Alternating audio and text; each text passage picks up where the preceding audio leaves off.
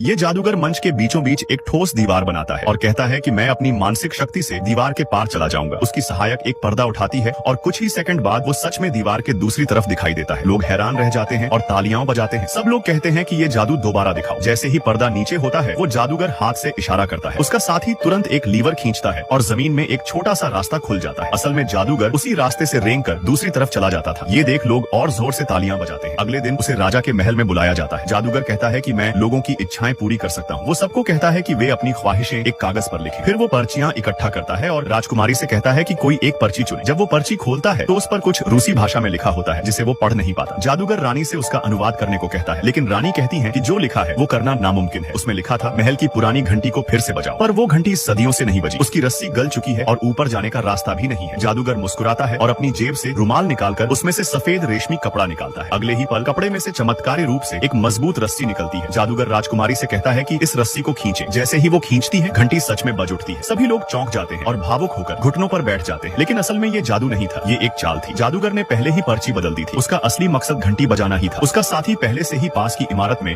एक स्नाइपर बंदूक के साथ खड़ा था। जैसे ही राजकुमारी रस्सी खींचती है उसका साथी ट्रिगर दबा देता है और उसी पल घंटी बज उठती है।